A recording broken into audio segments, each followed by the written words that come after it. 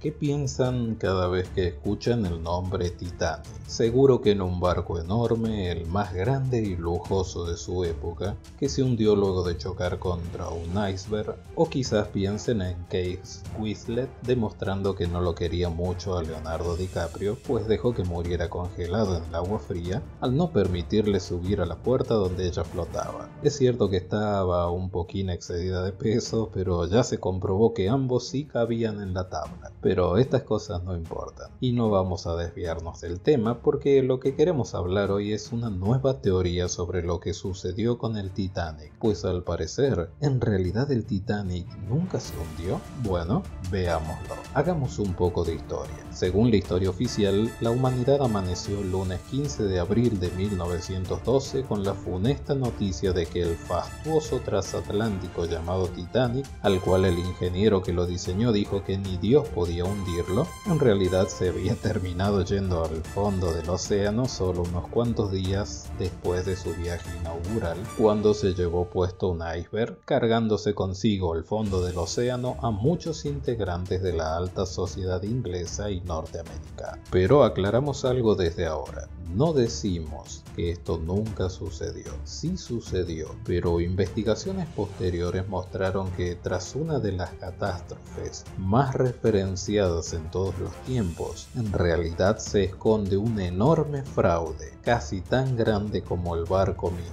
Tengan en cuenta estos detalles. La empresa White Star tenía dos barcos gemelos, el Olympic y el Titanic, con los cuales pensaba liderar el mercado de los viajes por el Atlántico. Sin embargo, se cuenta que unos 30 días antes de que zarpara el Titanic con rumbo a Nueva York, los altos ejecutivos de la empresa tuvieron una reunión secreta. ¿De qué se trató esa reunión? Bueno, en el transcurso del video ustedes llegarán a una conclusión, pues aun cuando la empresa esperaba que subieran sus acciones en el momento en que zarparan estos dos barcos, aún así estaban enfrentando un panorama sombrío en sus finanzas. ¿Por qué? Porque 9 meses antes del promocionado viaje del Titanic, la empresa había lanzado a navegar el Olympic, barco gemelo del Titanic, el cual zarpaba por primera vez en manos del mismo capitán que luego se hundiría con el Titanic, o deberíamos decir que hundiría el Titanic. El señor Edward John Smith era el primer barco del megaproyecto con el que buscaban multiplicar sus millonarias ganancias. Si esto salía bien, iban a controlar por completo el negocio del Atlántico. Pero ya desde el principio el Olympic presentó problemas técnicos que casi ocasionan una tragedia el mismo día de su viaje inaugural. Sin embargo, ahí no se terminan los problemas del Olympic, pues meses después, el 20 de septiembre de 1911, mientras la embarcación navegaba, la turbulencia generada por el barco hizo que un buque de guerra llamado Hawk, que andaba por allí cerca, colisionara con el transatlántico y le generara un agujero en el casco que, oh casualidad, fue en el mismo sector en el que el iceberg impactaría luego al Titanic. ¿Saben qué fue lo más extraño de este suceso? Que el Olympic, a pesar de tener el mismo daño que terminó hundiendo supuestamente tiempo después a su gemelo el Titanic, aún así el Olympic, por la robustez del barco, le permitió al capitán llevarlo nuevamente al puerto de donde partió.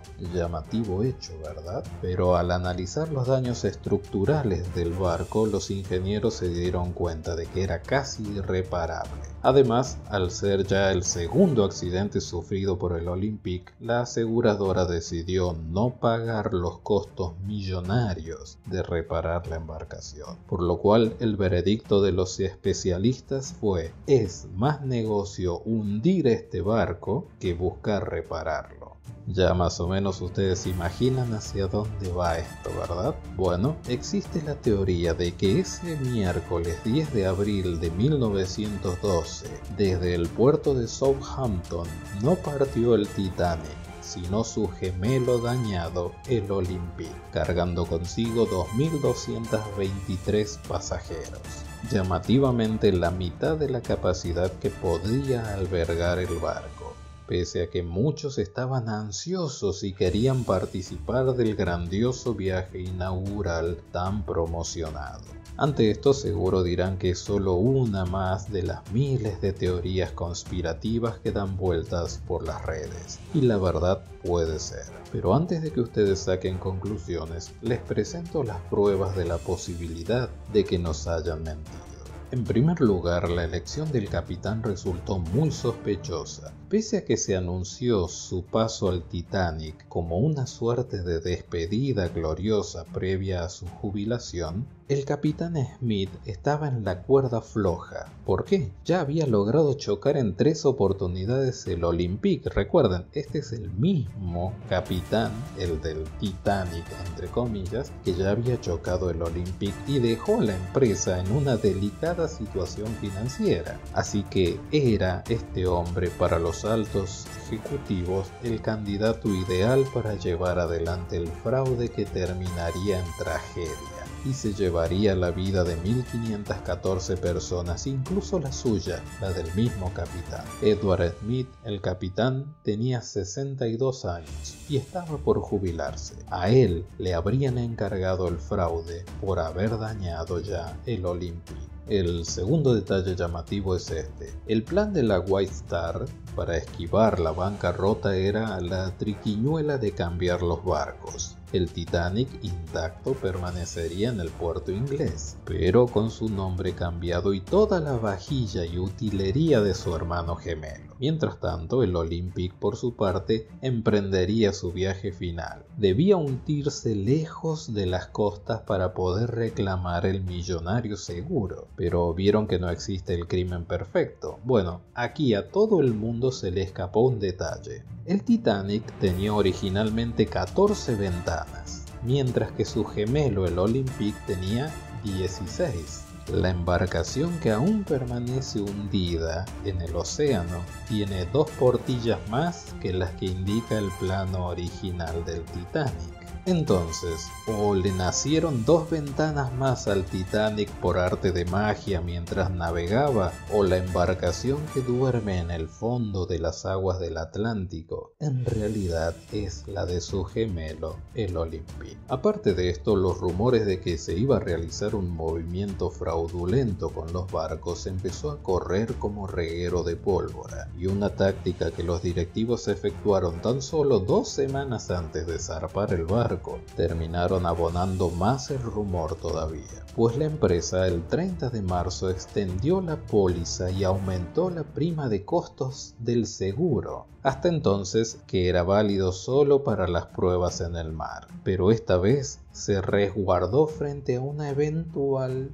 destrucción total. Otra prueba más es que ustedes habrán visto en las películas y en la vida real, lamentablemente, que siempre los ricos y poderosos tienen acceso a información privilegiada que a veces los lleva a llenarse de dinero o en ciertas ocasiones les salva la vida. Bueno, en este caso no es la excepción, pues se cuenta que el poderoso banquero JP Morgan tenía boleto y equipaje preparado para ser parte de la histórica travesía del Gran Transatlántico. Sin embargo, extrañamente decidió cancelar su viaje a último momento. ¿Será que tenía la bola de cristal? ¿O seremos mal pensados y concluiremos que alguien le dijo: Don Morgan, no se suba a ese barco pues posiblemente se hunda? Él se excusó diciendo que tenía problemas de salud, pero además de esto suspendió el envío de sus lujosas estatuas de bronce y las envió en otra embarcación. Otros importantes 50 pasajeros de primera clase hicieron lo mismo que el señor Morgan. ¿Habrán sabido algo? Por último, y no porque no haya más argumentos, sino porque no quiero que se vaya largo el video, comentaremos la altamente sospechosa actitud del capitán del supuesto Titanic, el señor Smith, que según los sobrevivientes del naufragio, aquella funesta noche en la cual se sellaría el destino del enorme barco, el capitán decidió dormir vestido en su cabina y no en el dormitorio, como si se hubiera olvidado el pijama o como si esperara algo. Además, pese al reporte de que se observaron varios icebergs en la ruta, él dio la orden de aumentar la velocidad del barco y luego de esto se fue a emborracharse al bar, mientras la seguridad de los pasajeros quedaba en manos de sus subalternos. Entre estos subalternos se encontraba el primer oficial Murdoch, quien al darse el aviso de que se aproximaba un iceberg, tomó la nefasta decisión de virar el barco a babor y dar marcha atrás, táctica que según los especialistas terminó perjudicando más aún al barco. Pero por encima de todo esto y ya sabiendo que el barco no podría mantenerse a flote, se perdió tiempo valioso en la evacuación de los pasajeros, quienes estuvieron 2 horas 45 minutos sin entender lo que realmente sucedía. Solo fue 30 minutos antes de hundirse que allí recién estalló el pánico, pero ya el rescate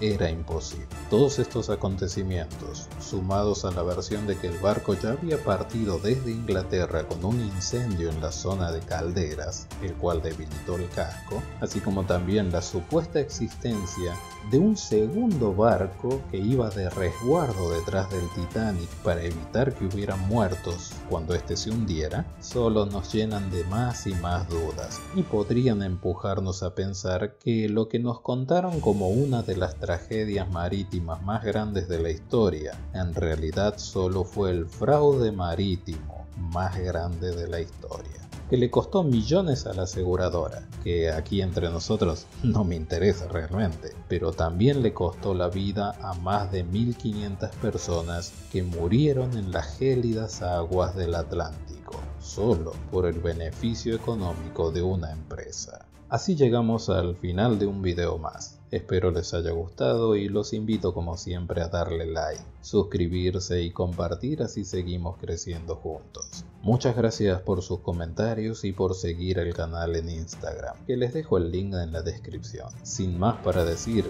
me despido hasta el próximo video. Muchas gracias.